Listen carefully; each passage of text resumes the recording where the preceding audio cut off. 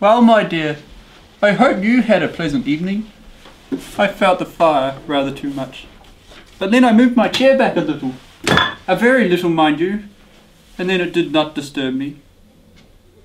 A letter for you. Oh, from Mr. Elton. My dear sir, I am proposing to leave Highbury on my way to Bath, where I've engaged to spend a few weeks with some friends. I very much regret the impossibility, due to weather and business, of taking personal leave. Your friendly civilities will always retain a grateful sense in me. Oh dear, travelling in this weather? What will happen if he does not reach the end of his journey? Oh, Mr. Weston! Did I not tell you Frank would be here before the time named? One cannot help coming in on one's friends before the lookout begins. It's a great pleasure when one can indulge in it, but in coming home I thought I might do anything. Miss Woodhouse. Mr. Churchill. So, Mr. Woodhouse, how's the weather affecting you? Well, it's very, very, very awful. And how did you find Mrs. Weston? Elegant, agreeable manners I was prepared for, but I did not think I was to find a pretty young woman. Mr. Churchill, don't let her imagine that you have spoken of her as a pretty young woman. I should hope I should know better than that. Well, Mr. Woodhouse, I must be going. But I needn't rush anyone else. I have the honour of being acquainted with a relative of a neighbour of yours, Miss Fairfax. Do you know any family of the name Barnes or Bates? Miss Bates, we passed her house. True, you knew Miss Fairfax when you were at Weymouth. A fine girl. Call upon her. Another day will do just as well. Go today, go today. If you do not call early, it will be a slight. Do you know Miss Fairfax? She is a very elegant young woman. Yes. Here you will see her to her advantage. See her and hear her. Oh no, I'm afraid you will not hear her, for she is an aunt who never holds her tongue. Oh, Mr. Knightley, thank you so much for the apples that you sent down with Mrs. Wallace. They're quite delightful. And we had them baked 2 times, so Mr. Woodhouse says that we should bake them 3 times, but you'd be so good as not to mention it, wouldn't you? Yes. And then, you know, Jane, she has very little breakfast. And then in the Mrs. Weston, Mr. Churchill. Miss Woodhouse. We had the apples then. Did you make your call to the Bates yesterday? Yes, and I'm much obliged for your warning. The talking aren't taken by surprise, so definitely. There's no getting away, no Paul. I tried it before, and he said they were quite good. How did Miss Fairfax look? Ill, very ill. That is if a lady's allowed to look ill, Mrs. Weston. She had the most deplorable want of complexion. It was certainly never brilliant, but it does not have the sickly hue in general. Have you ever heard her play? Ever hear her? She plays charmingly. She appeared to me to play well, but I know nothing of the matter myself. I remember one proof of her being able to thought to play well. A young man, a very musical man, would always prefer Miss Fairfax playing to that of any other woman's. So Mr. Dixon is musical, is he? Yes, the Dixons were the passages. I thought it very strong proof of her playing ability. Perhaps it was proof of something else. As to that, I don't know. But you would be a good judge of a character. You've known her since she was a child. I could never attach myself to someone so completely reserved. Repulsive quality indeed. There's a safety in reserve, but no attraction. I could never love reserved persons. Quite. Mrs. Weston, I wonder if you and Mr. Weston would care to dine with us tomorrow. Oh, Emma, that would be lovely. And Mr. Churchill, you'd be welcome too. Indeed, nothing would give me greater pleasure. I'm afraid I have a prior commitment. I have to go to London tomorrow. Oh, whatever for? A haircut? To London to get his haircut? I'm afraid so. I told him he was a coxcomb, but he would not be persuaded. Just the trifling silly fella I took him for. I would not recommend cuttings once here at this time of year. The young fellow is likely to catch a head cold. Ah, Emma, I have some news for you. And I know how you like news. Oh yes, I always like news. Well. Oh, Miss Woodhouse, have you heard the news? Jane has a new pianoforte. Well, there was my news, Emma. I thought that might interest you. Oh, Mr. Knightley, where did you hear it? Where could you possibly hear it? For it arrived not 5 minutes ago. Well, on my way here, I met with a delivery wagon. They were somewhat lost, and I set them on the right path. How extraordinary. I wonder who could have sent such a gift. Well, I presume it was from the Campbells. Oh no, for Jane just received a letter from them, and there was no mention of it. Jane was so surprised, and was at a loss to account for it. Well, Mr. Woodhouse, I must be going. Oh, Miss Woodhouse, I must be going also, for I am dining at the Westons tonight. Papa, did we receive an invitation to dine at the Westons? The Westons are nice people, but we shall have to go outside to get there. Jane, my dear Jane, where are you? said what? It's your shop. 35? Indeed you must. Getting bigger every day. Mr. Church, you too. My companion tells me that I absolutely promised Miss Bates last night that I'll come and have a new instrument. So you have heard about the pianoforte? Yes. Why do you smile? Hey, why do you? Me? I suppose I smile at the Campbells being so rich and liberal. Oh, Miss Woodhouse, Mrs. Weston, Mr. Churchill, what a surprise! Do come in. I expect you've all come to hear the new pianoforte. Watch your step at the turning, Mrs. Weston. As is a rather dark and narrow staircase, pray take care. Frank, watch your step at the turning. What do you think, Mamma? They've all come to hear the new pianoforte. And we're at such a loss as to account for it. Do play something, Jane. It is a very handsome gift. Very. I rather wonder it was not made before. Perhaps Miss Fairfax hasn't been staying here for so long. I cannot help suspect a certain young man, such a warm admirer of her performance. Mr. Dixon. Very well. I see no other light other than offering of love. What's the matter? Miss Fairfax has done her hair in such an odd way. Shall I go ask her to see if it's the Irish fashion? No, don't distress her. I think I shall, see how she colours. Can you play another? Do you know how Miss Bates and Jane Fairfax came last night? They walked, I presume. Mr. Knightley sent his carriage. Oh yes, of course he would. You know, a suspicion has started up in my head that I just can't get rid of.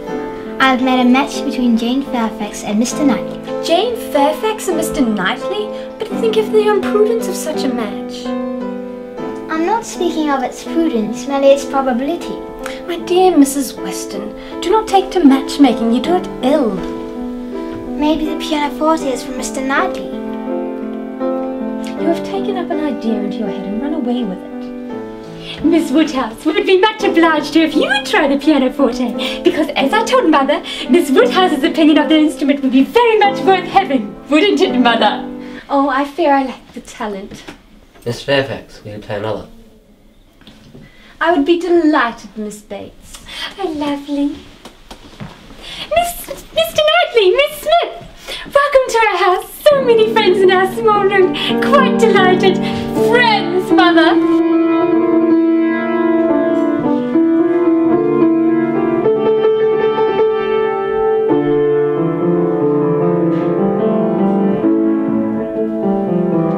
What a pleasant afternoon. To be sitting at one's ease to be entertained by two such gentlemen. You and Miss Fairfax gave us some very good music. My playing was no more like hers than a lampist to sunshine. Your playing was lovely. Quite inferior to Miss Fairfax. Oh, I have some news for you. I know how you like news. Oh yes, I always like news. Okay, well. Oh, Miss Woodhouse, have you heard the news? Mr. Elton is to be married. Well, there's my news. I thought that would interest you. But Mr. Knightley, where could you hear it? Where could you possibly hear it? For I heard it only 5 minutes ago from Mrs. Cole. It could possibly have been less than 5 minutes, couldn't it, Jane? But Miss Hawkins of Bath, Miss Hawkins of Bath, lovely. But where could you possibly hear it, Mr. Knightley? I heard it not 5 minutes ago from Mrs. Cole, and Mrs. Cole wrote to me as soon as she heard of it from Mr. Cole. I was with Mr. Cole not half an hour ago on business. He had just read Mr. Elton's letter and handed it over to me directly. Well, that is quite... So you actually saw the letter, Mr. Knightley? Yes, it was short, merely to announce, but cheerful. Exulting, of course. I can't remember the precise words, but as you say, to be married to a Miss Hawkins, by the style of things, it had just been settled. Oh dear. I wish he had not been in a hurry. He seemed to me very well off as he was. Oh, Jane, Miss Woodhouse, isn't this exciting news for us all? Oh, Jane, you have not yet met Mr. Elton. He's a most charming, amiable young man. No, I've never seen him. Is he a tall man? Tall? Huh. Oh yes, certainly very tall. Quite the happy medium, Miss Fairfax. Very true, Miss Woodhouse. Mr. Elton is quite the model of perfection in Highbury. Well, Jane, I believe we must be going, for the weather looks quite suspicious, and Grandmamma will be quite uneasy. Oh, you are so obliging, Miss Woodhouse, but we really must take our leave. Oh, and Mr. Knightley's coming too. Oh, how so very... Miss Hawkins and Mr. Elton. Is it not a sad business, my dear, that young people would be in such a hurry to marry? And to marry strangers too. Oh, how should I break it to Harriet?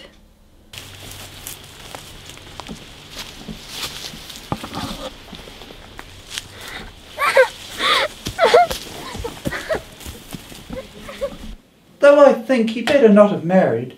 We must wait on him and Mrs. Elton very soon. But my dear papa, you are no friend to matrimony, and therefore why should you be so anxious to pay your respects to a bride? A bride, my dear, is always the first in company. Let the others be who they may. But my dear papa, it is encouraging people to marry if you make so much of them. No, I never encourage anyone to marry, but I always wish to pay the proper attentions to a young lady, and a bride especially is never to be neglected. Mrs. Elton, so pleased you could come. Oh, Mr. Woodhouse, what a lovely house. It reminds me very much of my brother's house, Maple Grove.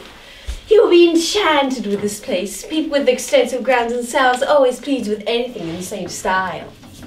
I'm afraid you have overrated Hartfield. Surrey is full of beauty. Oh yes, it is the Garden of England. Surrey is the Garden of England. Are you fond of music, Mrs. Elton? I am passionately fond of music, and my friends say I'm not devoid of taste. I absolutely cannot do without music. As I told Mr. E, the world I could give up. Balls, parties, plays. 2 carriages are not necessary to my happiness. Nor spacious apartments. I had been accustomed to every luxury at Maple Grove.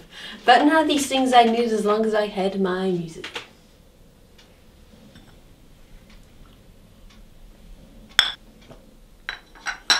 Oh, we met the Westons. He's already a first-rate favourite with me, and I was astonished to find her so ladylike.